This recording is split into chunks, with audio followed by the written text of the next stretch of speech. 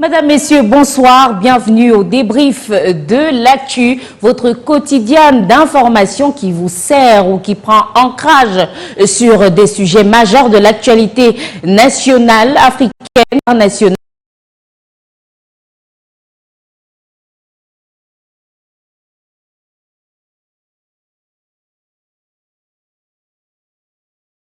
Du mardi 14 janvier va parler de vie chère, les ventes promotionnelles à l'épreuve de l'import-substitution. Les Camerounais sont au pas de course avec ces ventes promotionnelles qui connaissent un boom en ce moment à Yaoundé. En tout cas, surtout celles organisées autour d'un produit phare qui crée la fièvre. Il s'agit bien du riz. Alors, on va commencer d'abord par le fait du jour. Vous le savez, nous vous donnons toujours les grandes lignes de l'actualité quotidienne. Le fait du jour est sans doute cette sortie du Conseil national de la communication qui tire la sonnette d'alarme concernant les débats télévisés, les débats audiovisuels. Le régulateur du secteur de la communication au Cameroun qui invite les professionnels des médias et les invités à faire preuve de moins de propos haineux, à faire preuve de moins de violence sur les plateaux. On débat, on ne se bat pas. Le Conseil national de la communication qui invite donc les différents protagonistes et participants au débat à plus de responsabilités. Et pour revenir au thème du jour, vie chère, les ventes promotionnelles à l'épreuve de l'import-substitution, on devrait poser la problématique qui est celle de savoir quel est l'impact réel des ventes promotionnelles à la fois sur la vie chère et sur la promotion de la politique d'import-substitution qui est brandie depuis quelques années par le gouvernement camerounais. En la matière, on le sait, le ministre du Commerce s'est maintes fois illustré comme Monsieur Made in Cameroun. Il n'a jamais lésiné sur les moyens pour promouvoir les produits locaux. Qu'en est-il aujourd'hui à l'heure où on observe cette fièvre-là sur les ventes promotionnelles? Quelle est la part consacrée aux produits Made in Cameroun? Alors, est-ce que ces ventes promotionnelles sont également de nature à changer les habitudes de consommation des Camerounais en faveur des produits locaux? Analyse et décryptage avec notre panel ce soir constitué de 3 invités. On va commencer par Ahmed Mbala qui est journaliste, spécialiste dans les questions de sciences, dans les sciences sociales, mais également dans un volet plus strict dans les questions de consommation, tout ce qui est commerce, état, écho des marchés. Il s'y connaît un peu. On va lui souhaiter la bienvenue et peut-être bonne année puisque c'est sa première sur ce plateau depuis 2025.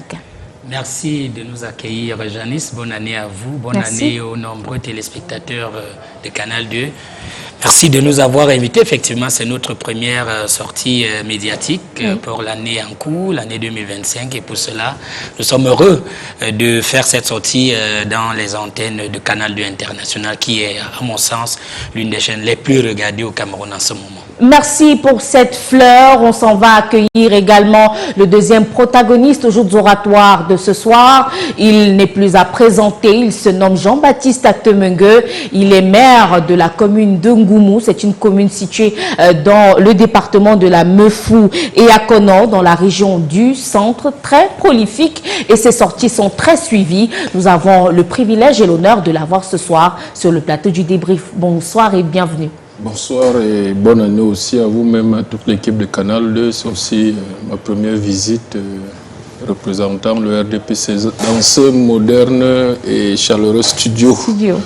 Je pense que c'est devenu l'un des plus beaux de la République. Merci pour ce compliment qui ira tout droit au cœur du président directeur général, le sénateur Emmanuel Chatué ainsi que le top management qui sont les ouvriers de cette œuvre d'art. Et le dernier, mais non, il ne fait pas office de queue de liste, Lionel Kungaba également qu'on ne présente plus. Il est membre du National Executive Committee, c'est l'organe exécutif du Social Democratic Front, l'un des principaux partis d'opposition du pays, entre autres casquettes. On vous souhaite également la bienvenue et très bonne année 2025. Bonne année à vous, Janice. Bonne année à toute l'équipe de Canal 2 International. Bonne année aux Camerounais qui nous regardent au quotidien en espérant que leur train quotidien va pouvoir changer avec cette bataille que nous menons sur les plateaux de télévision et les transportons sur le terrain au quotidien.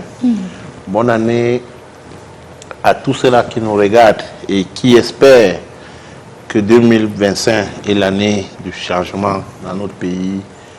Bonne année également à tous les militants du Social Democratic Front qui sont sur le terrain et qui se préparent pour les échéances à venir.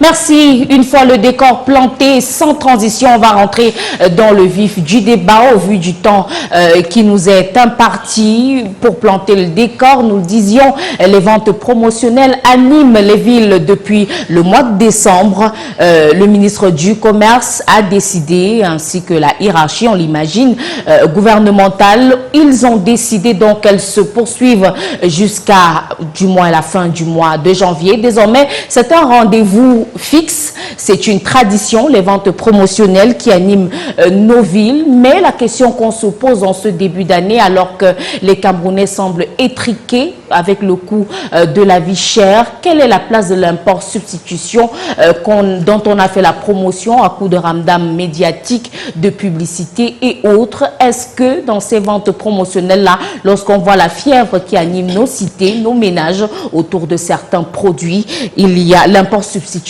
à sa place? La parole à vous, Ahmed Bala, qui allait peut-être planter le décor et éclairer la lanterne des Camerounais. Quelle est la place de l'import-substitution dans ces ventes promotionnelles qui font aujourd'hui voilà, le beau temps du marché? Oui, merci Janice de nous donner l'occasion de parler effectivement de cette opération spéciale de vente promotionnelle des produits de première nécessité organisée par le ministère du Commerce, une haute instruction du président de la République. C'est vrai, lorsque nous lisons ce que les gens écrivent un peu partout, on a l'impression qu'ils n'ont pas véritablement la maîtrise de la chose. C'est quoi? Vous avez dit d'ailleurs dans votre propos que c'était une tradition. Effectivement, chaque année, le gouvernement organise pendant les fêtes de Noël une sorte d'opération pour permettre aux populations de s'approvisionner à des prix véritablement accessibles, à des prix préférentiels. Et pour organiser donc ces différentes campagnes, le gouvernement travaille avec des entreprises citoyennes qui sont donc sollicitées. C'est-à-dire qu'on écrit à toutes les entreprises nationales comme celles qui peuvent être des représentants des entreprises étrangères, mais qui opèrent sur le territoire national et qui peuvent proposer des produits de première nécessité à travailler avec le gouvernement dans le cadre de cette opération. Et c'est d'ailleurs pour cela que vous allez voir que beaucoup d'opérateurs sont manifestés, et ces opérateurs acceptent de jouer le jeu du gouvernement qui voudrait bien que pendant la période des fêtes, que tout le monde puisse avoir de quoi manger, notamment avec des produits phares tels que le riz, de l'huile, du sucre, la farine, du poisson, de la viande, de bœuf et tout. Donc, tous ces opérateurs donc acceptent de baisser le coût, c'est-à-dire que comparativement au marché traditionnel, au marché habituel, vous verrez que dans le cadre de ces opérations-là, les prix sont véritablement revus à la baisse. Je prends le cas de l'huile sans publicité, Olio, qui est vendu à 1500 francs dans les marchés, mais là, c'est un opérateur national qui est produit sur le plan local, il vend à 1400 francs. Vous prendrez Mayor, qui est un produit national et qui est vendu sur le marché à 1500, mais là, dans le cas de cette opération, c'est vendu à 1400. Vous prenez Diamao de la Sodécoton, qui est vendu dans le marché à 1450, mais là, sur... Il s'agit bien de produits locaux. Des produits, je vous cite les produits locaux, mais là, dans le cas de cette opération, c'est vendu à 1250. Vous verrez également que nous avons une entreprise comme Pafik que vous connaissez, qui fait effectivement dans le pain à base de la farine de manioc. Vous vous rendez compte que rien que l'espace qu'on leur accorde, l'espace accordé à Pafik est largement supérieur à tous les autres opérateurs. C'est-à-dire parce qu'on estime que c'est un opérateur local et qui promeut effectivement les produits locaux. Il fait du pain, il fait des beignets, il fait des gâteaux à base de la farine de manioc. Et comme nous sommes dans cette politique de promotion du Made in Cameroun, on est donc obligé de lui accorder un espace un peu plus grand. Mais qu'est-ce qu'il faut retenir? En fait, ce n'est pas une opération de promotion d'un produit spécifique. C'est une opération qui permet, en fait, aux populations de pouvoir s'approvisionner pour les fêtes de fin d'année à des prix, je voudrais dire, acceptables, à des prix accessibles, à des prix préférentiels. Voilà pourquoi tous ces opérateurs, notamment le riz, vous verrez que dans cette opération, il y a plusieurs opérateurs qui font dans du riz, le riz thaïlandais, le riz pakistanais, le riz indien et tout. Vous avez évoqué... Quelle est la place du riz camerounais dans cette énumération? Je reprends, je vous dis, on contacte toutes les entreprises. Vous me demanderez si Sodécoton n'était pas là, vous me poserez la question de savoir quelle est la place de l'huile de Diamao. Lorsqu'on vous écrit, on n'oblige pas, ils viennent de manière volontaire. L'année dernière, il y avait le riz de Yagua. Mais cette année, s'ils ont décidé, c'est peut-être par rapport à leur agenda, ils avaient d'autres choses, mais on ne va pas les obliger à y participer. Ça peut être dû, par exemple, à l'organisation, et ils n'avaient pas prévu, parce que cela nécessite également des dépenses, c'est-à-dire qu'en termes de logistique, de déplacement, de personnel, peut-être qu'ils ont jugé que pour cette fois-ci, ils ne venaient pas et que les années à venir pourront y revenir. Mais ce qu'il faut retenir, c'est que ce n'est pas une opération de promotion d'un produit spécifique. C'est une opération qui permet effectivement aux populations d'avoir des produits à des coûts vraiment accessibles. Très bien. Lionel Kongaba, on observe une effervescence particulière cette année autour de ces ventes promotionnelles-là, avec des files d'attente qui n'en finissent pas. C'est vrai, Ahmed nous révèle qu'il ne s'agit pas forcément de faire la lumière ou de faire un zoom sur un produit particulier, mais on saisit l'occasion pour faire une sorte de bilan de la politique d'import-substitution qui est implémentée depuis quelque temps déjà. Vous, est-ce que ces opérations de vente promotionnelle-là vous parlent? Janice, après 42 ans de pouvoir, le régime RDPC continue à chiffonner,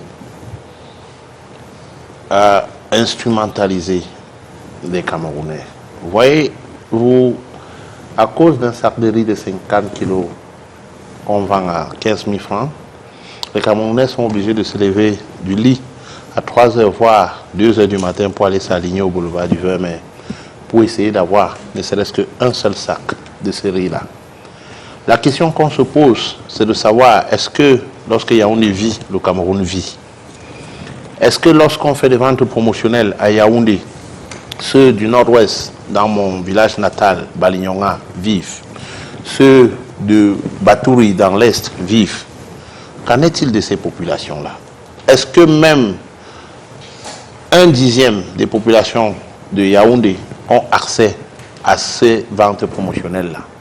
Si nous avons décidé à un moment donné, ou si le régime de M. Biya a décidé à un moment donné d'implémenter la politique d'import-substitution, ça veut dire qu'il savait qu'il fallait les moyens pour le faire. Nous avons 3 points de production. Je prends un seul produit, rizicole au Cameroun. Ndop, Bandunga et Yagua. Ces 3 points sont des points qui peuvent nourrir l'Afrique centrale, si nous investissons. Quand vous vous rendez dans... J'ai eu la chance de me rendre dans ces 3 points-là. J'étais en Ndop. Quand vous regardez les vieilles bâtisses qui sont là, quand vous voyez les engins qui sont restés dans la brousse, dont les zèbres ont poussé, la même chose à Bandunga et la même chose à Yagua, vous posez la question de savoir, est-ce qu'avant de lancer cette opération d'import-substitution, on se posait la question de savoir si on est prêt et qu'on a le matériel nécessaire, on a les moyens nécessaires, on a tout ce qu'il faut pour pouvoir le faire. À un moment donné, l'Inde a décidé de stopper l'exportation du riz. Vous avez vu ce que ça a causé au Cameroun. Jusqu'aujourd'hui, le riz ne parvient pas à baisser par rapport à cette hausse, à cette période-là. On se dit, si les Camerounais ont accepté d'adhérer à une politique comme celle-là, pourquoi ne pas mettre sur pied les moyens? Pourquoi ne pas mécaniser l'agriculture qui va permettre à ce qu'on soit indépendant? Indépendant d'aller se positionner, s'aligner pour un sac de riz de 50 kilos. Si on essaye, vous savez, des milliards ont été mis en jeu pour faire des recherches sur les semences améliorées au Cameroun, notamment les semences de riz. Et le projet ProDérip, oui, avec l'aide de l'agence coréenne de développement. Jusqu'à aujourd'hui, on n'a pas pu identifier quel type de semence est bien pour la zone sahélienne, quel type de semence est bien pour la plaine de Bandunga ou la plaine de Ndop. On est là, on continue à se leurrer, on continue à se tromper, à aller subventionner les importations chez les autres, encourager les autres, enrichir les autres, développer les autres, et ne pas penser au futur de notre pays. Les parties du pays qui n'ont pas accès à ces ventes promotionnelles, comment est-ce que ces Camerounais la vivent? Je profite de cette question pour directement faire intervenir le maire de Ngoumou, Jean-Baptiste Atemengue. C'est vrai que les communes sont aujourd'hui l'épicentre même du développement de cette politique-là qui devrait partir des communes vers les métropoles, mais on a l'impression qu'elles sont un peu les grandes oubliées de ces opérations-là qui devraient, pourquoi pas, raffermir le panier de la ménagère au niveau de la périphérie. C'est beaucoup plus la ménagère peut-être du village qui a besoin de sucre, de riz, et peut-être pas celle de la ville. Comment est-ce que vous vivez ce quasi-oubli-là de la part des autorités? Bon, ce n'est pas un oubli. Je pense qu'il y a un processus qui est lancé. Effectivement, les collectivités territoriales décentralisées ont un rôle à jouer, pas pour se substituer au secteur privé, quoique elles peuvent aussi prendre part en tant qu'actionnaire minoritaire à un certain nombre d'initiatives.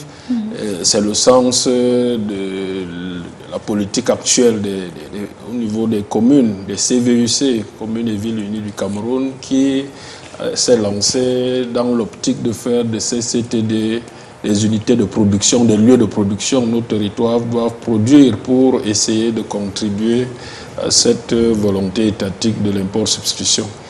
Mais il faut savoir que le processus, il ne suffit pas de lancer comme slogan import-substitution pour avoir les résultats tout de suite. Il y a beaucoup de préalables et je pense qu'il y a un certain nombre de choses qui sont en train d'être mises en place. Là, beaucoup de communes ont déjà pris des délibérations. Il y a ce volet, délibération, négociation avec des partenaires. Je pense que pour ce qui est des communes, lors des journées économiques internationales qui auront lieu en juin prochain, juin 2025, on aura des choses plus concrètes parce que ça fera la 3e édition, il y a des contacts, des partenariats. Je pense que tous ces derniers temps, on reçoit beaucoup de monde au niveau des communes, des Brésiliens. Et là-bas, on était en discussion avec le président Tambel il n'y a pas longtemps.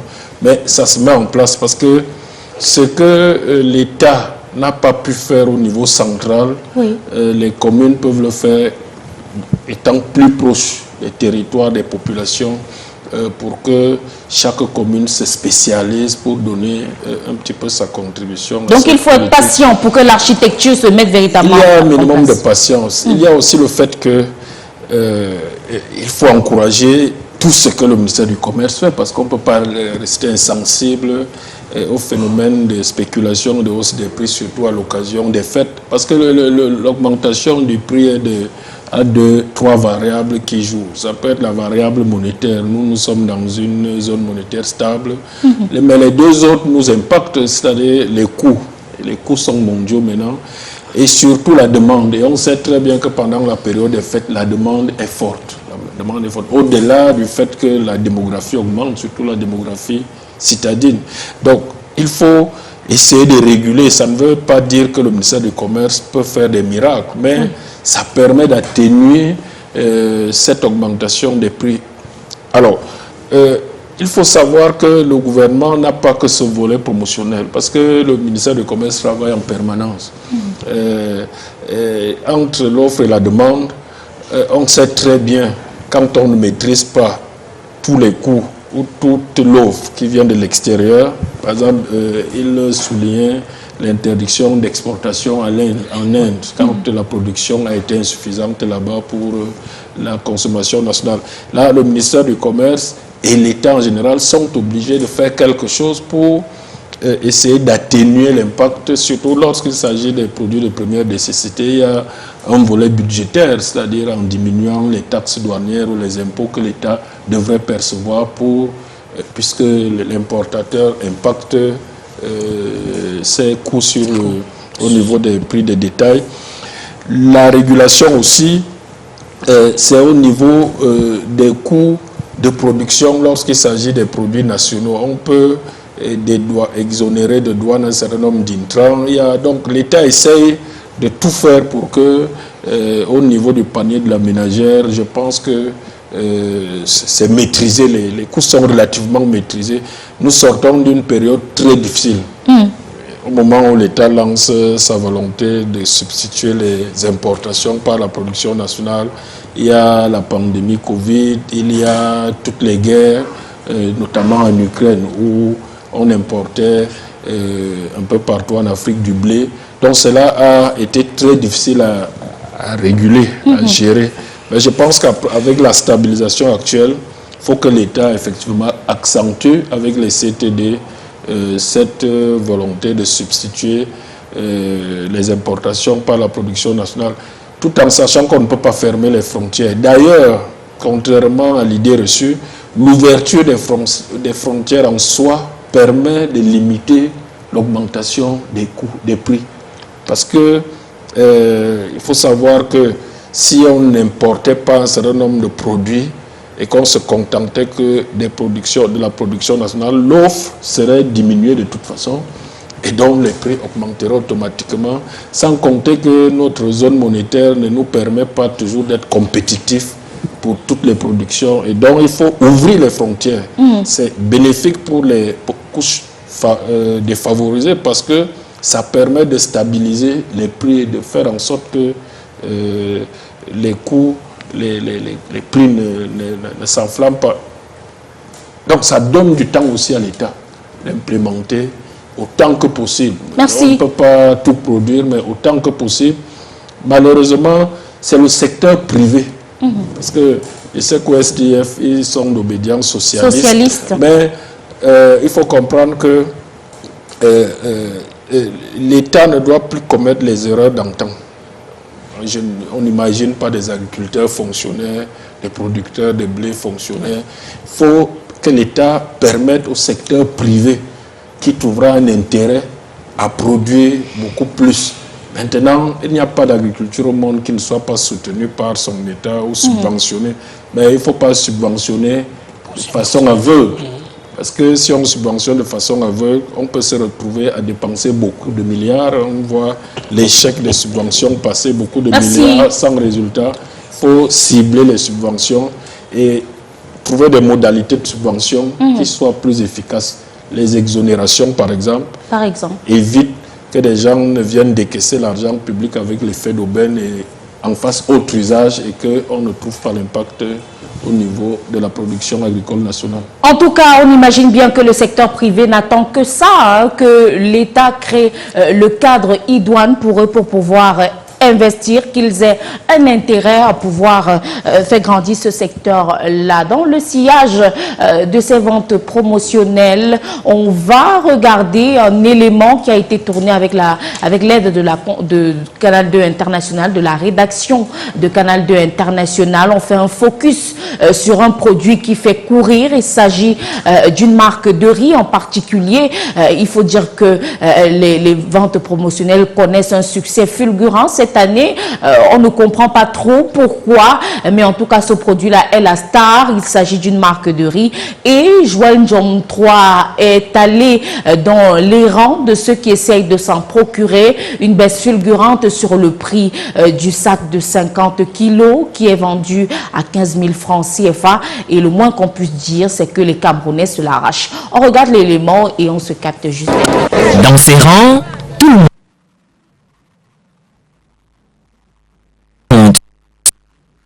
souhaite rencontrer la star. L'AVDET ici au boulevard du 20 mai, c'est Big Joe ce riz dont le sac de 50 kg est vendu à 15 000 francs CFA. Dans la foule, trotte le spectre de la fin de la campagne ce 10 janvier. De quoi perdre patience. Depuis 5 heures du matin, je suis là jusqu'à maintenant, je n'ai pas eu l'erreur. Maintenant on dit le riz là est fini. Depuis que Mais il y a quoi? En pleine interview, survient cette scène de bousculade.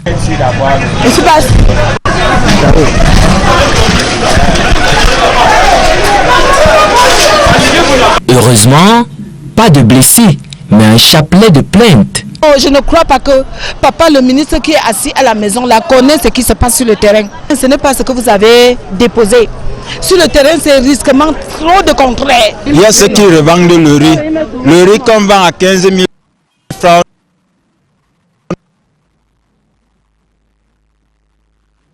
On nous revend ça dehors à 18 000 francs. Parfois même 20 000. Aujourd'hui, là, je vends mon sac de riz. Tenace, il faut l'être jusqu'au bout pour mettre la main sur un sac du stock restant.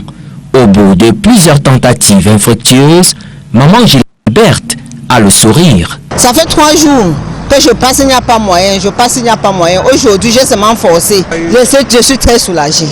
J'ai au moins 3 mois sans me gêner pour le riz. Les bâches du stand retombent, le stock de riz serait épuisé. Malgré cela, à notre départ, le sit-in se poursuivait pour ceux n'ayant pas eu de tête-à-tête avec Big Joe, ce riz qui a fait courir les Yaoundéens.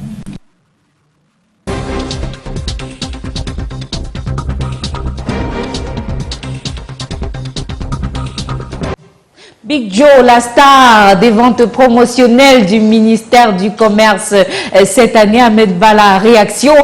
On va peut-être revenir sur le comment, du pourquoi.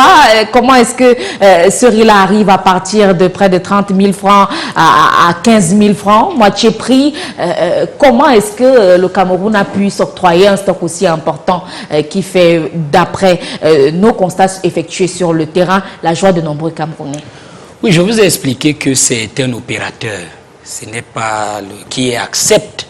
C'est-à-dire qu'on a évoqué tout à l'heure la fermeture des frontières en Inde à un moment donné, en juillet 2023, ce qui a fait que, qui est d'ailleurs l'Inde est le premier exportateur de riz dans le monde et le premier fournisseur du Cameroun. Donc tous les importateurs allaient souvent se ravitailler en Inde parce que c'est le riz que l'on connaît plus dans nos marchés, dans nos ménages. Lorsque l'Inde a donc fermé, les gens se sont maintenant, les opérateurs étaient obligés de se diriger ailleurs. Ils sont allés au Pakistan, ils sont allés en Thaïlande et autres. Vous comprenez qu'ils ont fait des grands stocks en pensant que l'Inde n'allait pas rouvrir ses frontières. Ils ont fait vraiment des grands stocks. Et lorsque l'Inde décide de rouvrir ses frontières, vous comprenez, non seulement c'est accessible, les prix sont vraiment relativement bas de ce côté-là. Et c'est le riz qui est préféré ici, puisque le riz, c'est le riz pakistanais, était stocké, les gens n'en demandaient pas. Comment? Puisque généralement, c'est les commerçants qui viennent. Parce que le Big Joe, il faut savoir que sans publicité, hein, c'est une entreprise qu'on appelle Avanti. Avanti a 3 marques. Big Joe, Bella Luna et puis Abiba, qui sont également des marques de riz. Qui stockaient donc. Et puis, lorsqu'on lance dans cette campagne, ils se rendent compte que c'est une occasion de faire sortir ce stock qui n'est pas mauvais, c'est un très bon riz, parce qu'ils avaient également déjà passé des commandes en Inde et tout. Si le riz indien arrive et trouve le riz pakistanais n'est pas aussi prisé que le riz indien. Les commerçants préfèrent plutôt passer des commandes du riz indien. Il fallait donc les couler. Je vais vous dire, à côté de Big Joe, puisque avant que Big Joe ne lance, il y a un autre opérateur qui fait dans le riz thaïlandais et qui fait, vous savez, c'est le riz qui est poussé, qu'on estime qu'ils sont un peu plus nantis, le riz thaïlandais. Mais vous vous rendez compte que 50 kg là-bas au boulevard, on vend à 21 500. Ce n'est pas le même opérateur, hein. Là-bas c'est un autre opérateur qui a décidé également de casser les prix. 25 kg de riz thaïlandais à 11 500 francs. Maintenant, les gens ont vu Big Joe à 50 000. Tout le monde a couru. À 15 000. À 15 000. 50 kilos à 15 000. À 15 000. Tout le monde est obligé de partir. Et ils ont un grand stock. Il faut sortir ce stock. S'ils ne sortent pas, c'est vrai qu'ils sont perdants, ça c'est clair, ils sont perdants. Mais s'ils ne le sortent pas et laissent stocker, lorsque le riz indien viendra, qu'est-ce qu'ils feront de ce riz? Puisque les gens n'en demanderont pas. Mais justement, une fois ce constat-là fait, ça plaît, ça fait courir. Il y a quand même la critique qui va bon train en ce moment, si vous permettez. On a vu ces longues files d'attente au boulevard du 20 mai où les gens passent des nuits blanches pour pouvoir s'octroyer un sac de riz. Permettez que je chute. Les gens ont été plutôt choqués également d'un autre côté de voir que les Camerounais veillent comme ça pour pouvoir s'octroyer on va pas dire vulgaire, mais un sac de riz. Est-ce que ce ne serait pas finalement le reflet d'un État équilibriste qui montre à suffire que le peuple a faim? Non, non, je crois qu'il y a beaucoup d'amalgames, beaucoup de choses se disent et qui ne sont pas vraies. Vous savez, si vous voyez aujourd'hui cette file d'attente, c'est simplement parce qu'au départ, il faut le savoir, au départ, on organise, vous ne verrez pas, peut-être vous verrez une ou deux personnes, deux hommes en tenue, juste pour encadrer la foire. Mais maintenant, il s'est avéré que les gens accouraient vers le stand de Big Joe et ils étaient nombreux, ils se bousculaient, donc ils étaient des centaines. Comment, s'il arrive un accident là, qui en est responsable? C'est le ministère du Commerce, c'est le gouvernement, puisque c'est le gouvernement qui a organisé. Qu'est-ce que le gouvernement a donc décidé? Vous vous rendez compte, si vous allez là-bas, qu'ils ne sont plus à l'intérieur de la foire. On a estimé que non. Le fait même qu'ils soient à l'intérieur empêche les autres opérateurs de pouvoir également vendre. Oui. Vous imaginez 1000 personnes, 1500 personnes, 2000 personnes simplement parce qu'ils viennent acheter ce riz. Et pourquoi ça n'a pas été la publicité du... C'est juste quelqu'un qui a acheté et qu'ils ont fait des dégustations. Des gens aurait pu décentraliser tout. Oui, écoutez, je réitère que ce sont les opérateurs. Ce n'est pas le ministère, ce sont les opérateurs. Quand un opérateur a son magasin à Kribi, estime que c'est plus facile pour lui d'accéder à Yaoundé que d'accéder, par exemple, à, je prends un exemple, au nord ou bien en Bang. C'est lui, puisque ce sont ses moyens qu'il met. Il décide donc, bon, si vous avez organisé la foire, le monsieur du SDF a dit qu'on organise qu'à Yaoundé, ce qui est faux. Cette foire est organisée dans tout le territoire national, dans tous les chefs de région, vous pouvez vérifier. Donc, qu'est-ce qui se passe? C'est les opérateurs qui décident du lieu où ils vont intervenir en fonction des moyens dont ils disposent. S'ils estiment qu'ils viennent à Yaoundé, ils ne peuvent pas aller du côté de Ouaré, on ne va pas les obliger. Je voudrais vous rappeler, juste pour vous donner... Ce que vous dites là est faux. Je vous donne une exclusivité. Il y a un autre opérateur qui également fait dans le riz pakistanais 100% brésil, je vous révèle, a également décidé, parce qu'au regard du fait que Big Joe Vandak a décidé également de vendre, mais ira dans d'autres régions. Je prends l'exemple de Douala, de Bafoussam et tout, parce qu'il estime qu'à Yaoundé, Big Joe, et il est motivé, il est encouragé par le gouvernement. Il va également vendre à 15 000 francs. Il va également vendre à 15 000 francs. Ceux qui vous disent qu'ils viennent se mettre en rang partout dans le monde, c'est un signe. On se met en rang pour acheter à manger. S'il vous plaît, c'est un signe d'une population ordonnée. Vous imaginez des gens qui arrivent. Et puis, non, écoutez, vous imaginez des gens qui arrivent, ils sont 1000, et s'ils ne sont pas ordonnés, vous imaginez ce qui peut arriver si des gens eux-mêmes acceptent, ont maintenu, tout le monde accepte de se mettre dans l'ordre. C'est un signe de gens qui sont ordonnés, des gens disciplinés. Regardez par exemple lorsqu'on fait des soldes en France, comment ils se font, ils sont en file indienne. Regardez les Black Friday aux États-Unis, ils sont comment? C'est toujours en file indienne, c'est-à-dire simplement pour aller bénéficier de la réduction des prix. Ce n'est pas une particularité camerounaise. Ce n'est pas dit que ces populations-là sont simplement affamées.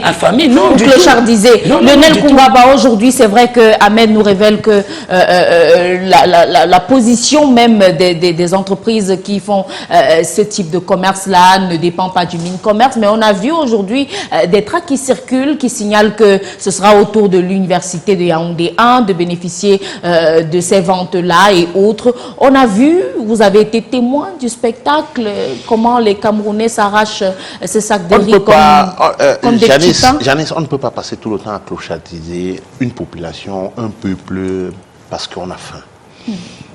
Prendre du riz et amener les Camerounais et dire qu'il y a des Black Friday aux États-Unis, il y a ci, en Europe, il y a ça. Il faut prendre le contexte dans lequel nous sommes.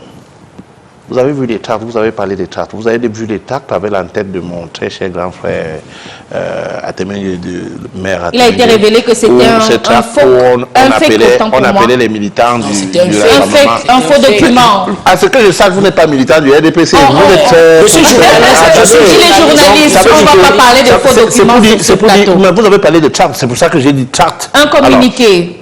Et lorsqu'on a ça, vous avez dit que ces gens ont des magasins. Nous tous on sait que les magasins, les plus grands magasins, c'est Kribi et Douala. Kribi n'a pas bénéficié, Douala n'a pas bénéficié, c'est Yaoundé. Maintenant, vous nous dites que ça va, un autre opérateur va aller dans d'autres régions pour pouvoir... C'est bien. Nous voulons même que vous allez dans toutes les communes pour que les maires puissent voir leur population courir derrière ces rues-là. Et vous avez suivi une maman. Elle a dit pour 3 mois, je vais un peu respirer. Vous comprenez ce que ça veut dire? Une maman qui a des enfants, elle dit pour 3 mois, je vais un peu respirer. Et elle a passé 3 jours là-bas avant d'avoir le sac qui va lui permettre de respirer pendant 3 mois. Pendant les 3 mois. Mais c'est le reportage qui dit, après les 3 mois, s'il vous plaît, après les 3 mois, on va encore attendre décembre pour une vente promotionnelle pour que les Camerounais puissent se nourrir. C'est ça? Je voudrais dire, lorsqu'on parle d'impôt substitution, Janice, on ne peut pas parler d'impôt substitution dans un pays où la population, on n'a pas facilement accès à la terre. Moi, je vous parle, je suis porteur d'un projet depuis 2 ans. Je suis là parce qu'il faut une dérogation pour que je puisse avoir accès à la terre. Et jusqu'ici, ça ne marche pas. Et c'est parce que cette politique d'impôt substitution a été lancée que je suis allé chercher ces partenaires-là. On parle ici d'un projet qui va aller sur plus de 10 000 hectares. Mais on est là, on ne parvient pas. La mécanisation de l'agriculture n'est pas faite. Est-ce qu'on va toujours continuer à importer pour pouvoir permettre aux gens de se satisfaire? Lorsque vous parlez de Black Friday, monsieur, Black Friday, on est en train de liquider ce qu'on a produit parce qu'il faut produire du nouveau. On ne liquide pas ce qu'on a importé. Je vais encore vous parler de quelque chose. Lorsque vous parlez d'impôt substitution et que vous avez signé un accord de partenariat économique avec l'Union européenne, vous attendez à quoi? Juste petite précision, on a un habitant de la ville de Douala qui confirme que la ville a également bénéficié de ce riz-là et donc que votre assertion n'est pas vérifiée. Je vous enlève la parole pour la passer rapidement. On n'a pas assez de temps malheureusement. Merci à Jean-Baptiste. Oui, à tous les téléspectateurs. Ça c'est le mensonge. Jean-Baptiste, on veut également, il y a certains observateurs qui font le lien entre ces promotions-là et l'année électorale. Il y aurait comme une récupération de ce riz-là. 2025 serait l'année du riz, visiblement. Non, c'est un travail qui est permanent. Et je pense que pendant la pandémie, on a pris des mesures budgétaires pour favoriser la baisse des prix avec l'augmentation, la rareté même du blé d'Ukraine. On a pris d'autres mesures. Je crois que c'est une politique permanente. Et tout cela parce que le gouvernement est conscient de la nécessité d'accompagner les couches les plus vulnérables. La réalité est qu'il y a beaucoup de millions de Camerounais qui n'arrivent pas facilement à manger. Et je crois que l'État est conscient. C'est pour ça que, au-delà des fêtes, moi je vois, et je veux rassurer aussi les téléspectateurs, moi j'ai demandé au délégué départemental du commerce de la Meufou à Konok, donc qui est chez moi en Goumou, est-ce qu'il y avait une possibilité d'avoir aussi ces ventes en Goumou. Il m'a rassuré parce que cette marque, effectivement, contrairement à ce qu'on pensait que c'était quelques centaines de milliers de tonnes, c'est des millions de tonnes. Et je pense que ça va beaucoup aider pendant beaucoup de mois le marché du riz au Cameroun. Et donc, je sais qu'il a pu obtenir une certaine quantité. Je crois que dès la semaine prochaine, il y aura en Goumou aussi un stock pour... Non, je pense que ce n'est pas le seul.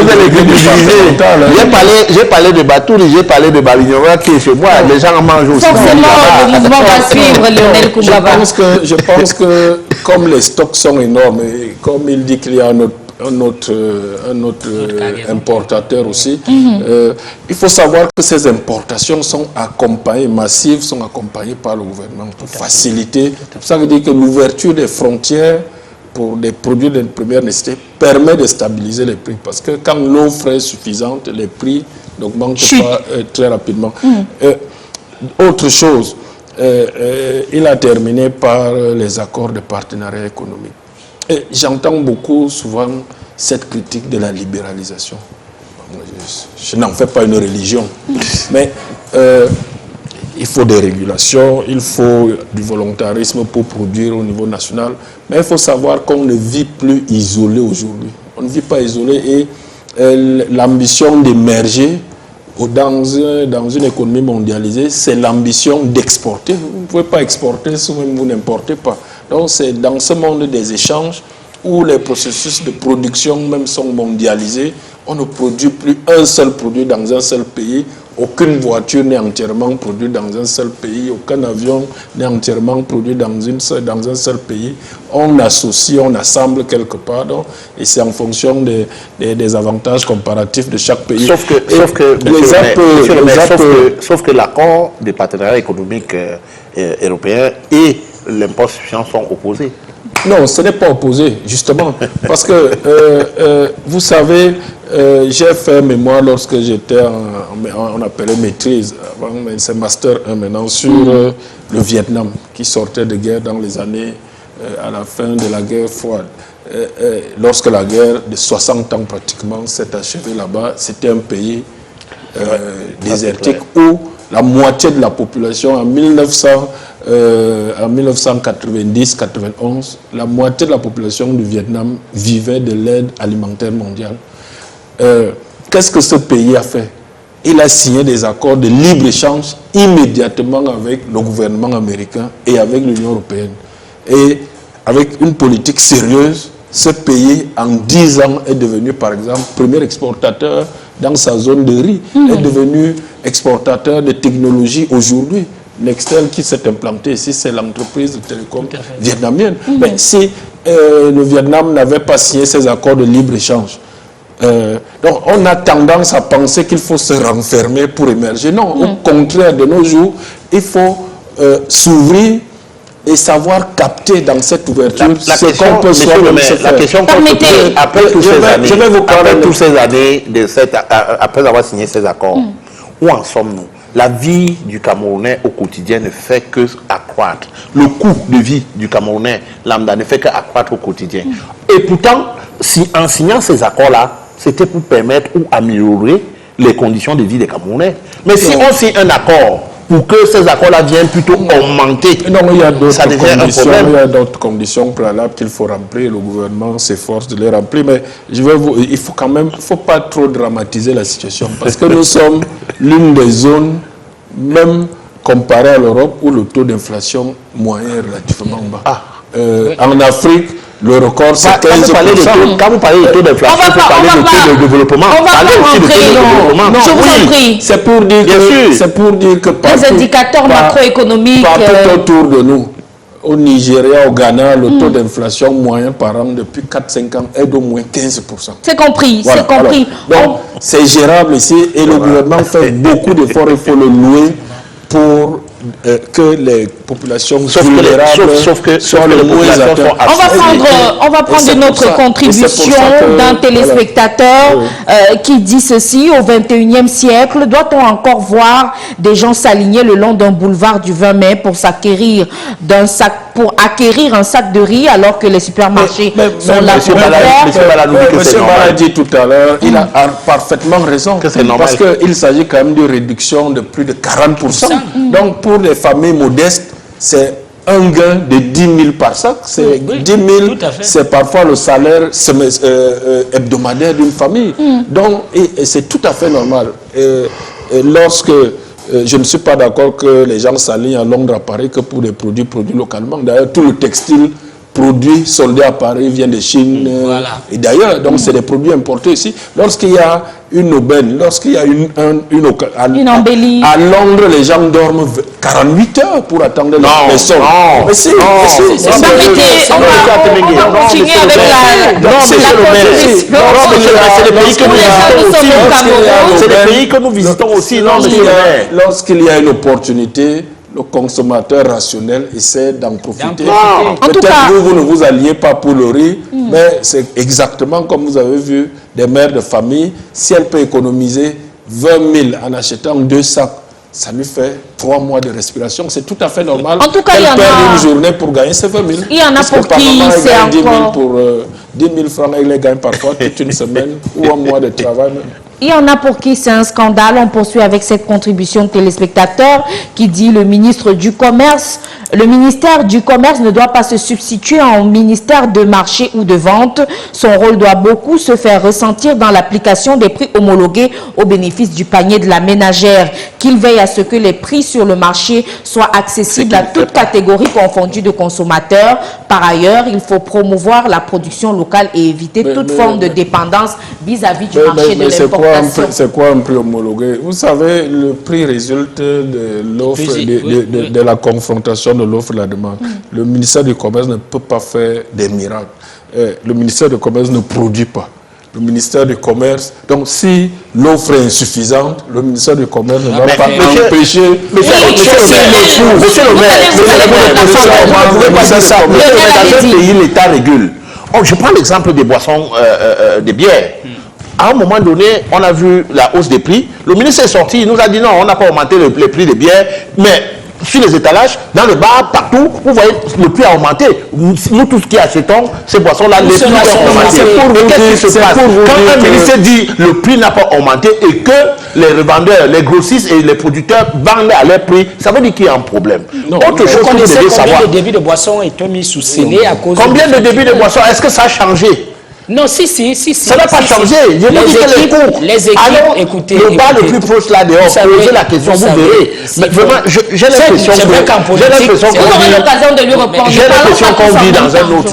l'impression qu'on vit que vous vivez dans un autre Cameroun. Parce que ce qui se passe, on ne peut pas faire preuve de bonne foi quand la population est asphyxiée. C'est pas possible. Les gens souffrent. Regardez ce qui se passe. Ça, ce sont des signes de misère. Ça, ce sont des signes de famine. Quand on va sort de chez soi à 3h du matin pour aller s'aligner, ça veut dire qu'il y a un problème. Et autre chose, vous deviez savoir, mon cher frère, dans un pays sérieux, on essaye d'encourager les producteurs locaux. On n'encourage pas les importateurs au détriment des producteurs.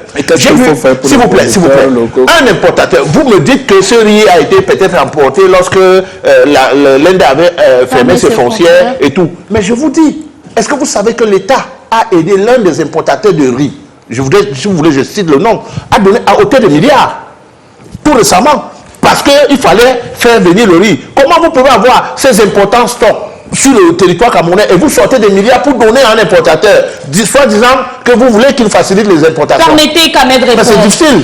Oui, mais je voudrais, sincèrement, il faut qu'on se dise les vérités. C'est pas parce que vous avez vu un reportage, je vous réitère, parce que moi je suis descendu. J'étais là, vous n'y étiez pas. Non, mais je suis passé par là, j'ai vu ce qui s'est passé. Non, vous n'étiez pas. Écoutez, le ministère du Commerce ne vend pas, c'est pas lui le marchand. C'est l'opérateur qui vend. Le ministère du Commerce organise pour que le processus ou alors l'opération se déroule dans des meilleures conditions. Qu'est-ce qui se passe lorsque l'opérateur estime qu'il a un stock à Yaoundé de 1000 sacs de riz, c'est un exemple, et vous avez environ 1500 personnes, qu'est-ce qu'on fait? Vous avez environ 1500 personnes qui ont pris des rangs. Vous faites savoir aux 500 autres, on tire les tickets parce qu'il faut bien que les gens soient ordonnés, qu'ils soient disciplinés pour que chacun puisse prendre un sac de riz, puisqu'on a même procédé au rationnement, de telle manière que chaque famille puisse prendre un sac de riz. Mais si on arrive à 1000 et que les 500 autres n'ont pas peut-être eu du riz, ils savent, on leur dit, on les informe de ce que revenez demain. On leur donne des tickets qui leur permettent de revenir demain et puissent être servis en priorité. Vous vous rendez donc compte que ceux qui ont bousculé là, moi je confirme donc que ceux qui ont bousculé là avaient l'information selon laquelle le riz n'était plus disponible. Mais quand ils voient, ils se rendent peut-être, tant qu'ils voient un peu les opérateurs en question, toujours sur le site, ils estiment qu'il peut encore avoir un dernier sac. C'est pourquoi ils étaient là. Il y a toujours les forces de maintien de l'ordre pour encadrer cette opération. Si vous ne les voyez plus, comprenez que c'est fini. Autre chose aussi, vraiment, soyons sérieux. Parfois dans ce pays, quand quelque chose se passe bien, apprécions également. Apprécions. Ici, si vous voyez la manifestation, vous savez, la prorogation de cette campagne est fonction de l'engouement des populations. Et le ministre l'avait dit d'ailleurs, l'opération devait s'achever le 10, c'était sur tout le territoire national. Mais maintenant, au regard de l'engouement, de la demande des populations, il s'est dit, mais si on arrête là, sur instruction de la hiérarchie, il a décidé de proroger jusqu'à la fin du mois. Si jusqu'à la fin du mois, les populations continuent, voilà par exemple, monsieur le maire a dit qu'il a demandé, si les mairies, les communes demandent et qu'il est possible qu'on va au-delà de la fin du mois, le gouvernement va poursuivre cela simplement pour satisfaire les populations, pour soutenir le pouvoir d'achat des consommateurs. En fait, c'est le gouvernement qui décide. Attendez, quand le gouvernement peut... Quand une nouvelle peut se présenter pour que ces populations profitent, vous comprenez, pour que ces populations... Voilà monsieur le maire qui allait discuter avec le délégué. Je l'ai dit ici, monsieur le maire a le privilège d'être là où d'avoir quelqu'un, un délégué qui est capable d'aller demander combien de délégués départementaux ont Nous n'avons plus que 7 minutes avant la fin du programme. Vraiment aussi... Terminez votre temps de parole. Il faut que les gens comprennent, ceux qui nous regardent. Ce n'est pas... le riz Big Joe n'appartient pas au gouvernement. Le gouvernement n'est pas là pour faire la promotion. Ils ont fait une récupération. Ou bien aucunement. Vous ne verrez pas un membre soit d'un parti là-bas. Ils sont nombreux là-bas. Tout le monde, tous ceux qui sont servis, il n'est pas écrit, inscrit sur le front de quelqu'un que RDPC ou SDF ou bien. Mais je peux vous dire qu'il y a même des députés de l'opposition qui viennent, qui envoient des messages à certains responsables du ministère pour faire savoir qu'ils ont besoin. Vous êtes communicateur du ministère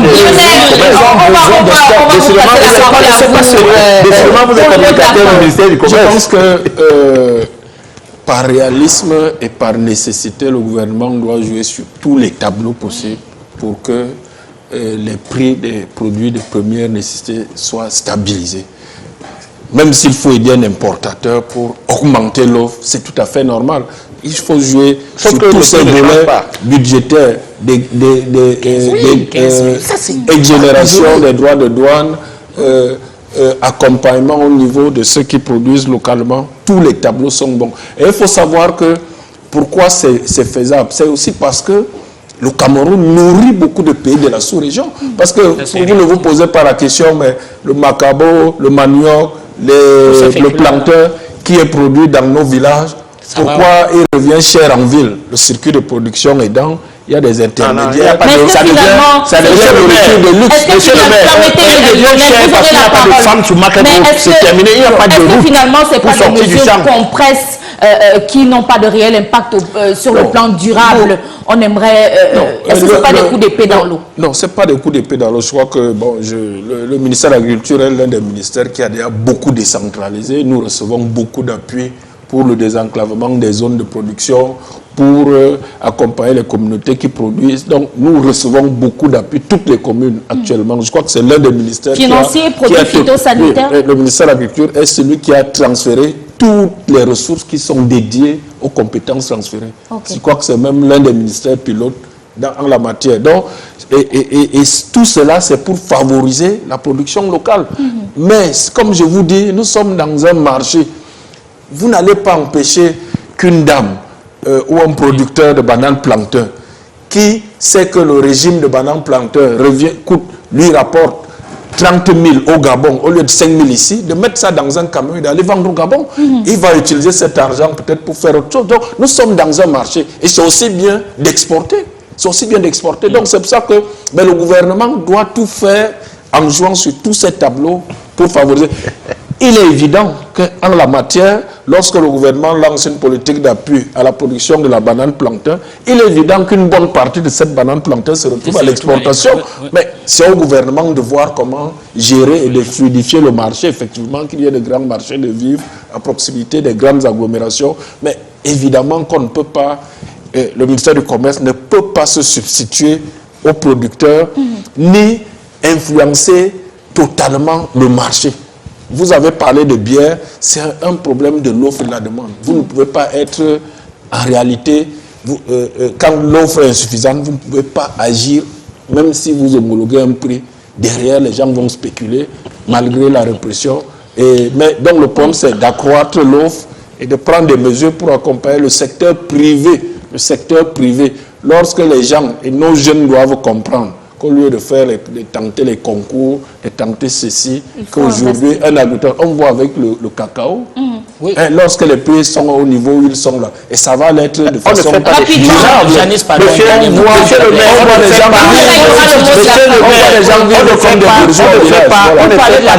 Lionel, je vous en prie, soyons disciplinés, vous aurez le mot de la fin. Pour parler de la promotion des produits locaux, par exemple, vous vous rendrez compte que si vous allez au boulevard du Vermeil, qui n'est pas seulement le seul lieu, il y a également le Carrefour Mec et puis l'ancienne sous-préfecture de Yaoundé 4 Kondengue. Vous y trouverez les vivres frais qui sortent directement du village. Et la démarche du gouvernement, c'est vouloir effectivement faire du commerce en circuit court, c'est-à-dire que du producteur directement au consommateur. Lionel Koungaba, vous qui êtes producteur local, justement, vos attentes. Moi, les attentes que j'ai, c'est que le gouvernement puisse véritablement aider les producteurs à pouvoir se mouvoir. Oui. Parce que la production locale permet à ce qu'il y ait une croissance économique et qu'il y ait des emplois qui sont créés et que les gens ne passent pas le temps on ne sort plus ce type de spectacle. Dites-moi, si un gars comme moi qui vient du Nord-Ouest avait la possibilité d'avoir un sac de riz de Ndop chez moi, est-ce que je serais en train d'aller m'aligner au boulevard du 20 mai, sachant que j'ai déjà un sac de riz? Le sac soit compétitif. Le sac compétitif, c'est qu'il coûte le même prix. Être compétitif périodiquement ne nous aide pas. Il faut qu'elle soit compétitive permanemment. C'est ce qu'on dit. Ça veut dire que le prix du riz de Ndop ou de Yagua soit à peu près le même prix que celui importé du Pakistan. Mais de toute façon, on ne va pas priver le consommateur d'acheter à moitié prix parce qu'on veut protéger une production nationale. Parce que ce serait aussi vain. Et d'ailleurs, les prix vont augmenter. Là, on aura des crises de famine. Merci pour ces précisions. On l'a compris. Le marché dépend de beaucoup d'autres paramètres qu'il faut pouvoir joindre bout à bout. Il y a de nombreux autres facteurs qui devraient pouvoir conditionner ces prix-là sur le marché et booster la politique d'import-substitution qui a été initiée il y a quelque temps par le gouvernement camerounais. En tout cas, c'est l'option qui a été choisie par notre gouvernement, la transformation structurelle de l'économie camerounaise, et c'est une option qui charrie beaucoup d'espoir, beaucoup d'attentes de la part des producteurs locaux comme Lionel Koungaba, des communes comme Jean-Baptiste Atemengue et même des journalistes comme Ahmed Bala. Merci à tous d'avoir participé à cet échange. Merci à vous de nous avoir suivis dans les chaumières, également sur nos plateformes digitales. Restez en compagnie des programmes de Canal 2 International qui se poursuivent d'ailleurs avec juste derrière la pub, le 19h50, Prime Time, une présentation de Michael Tipikio. Bonne soirée.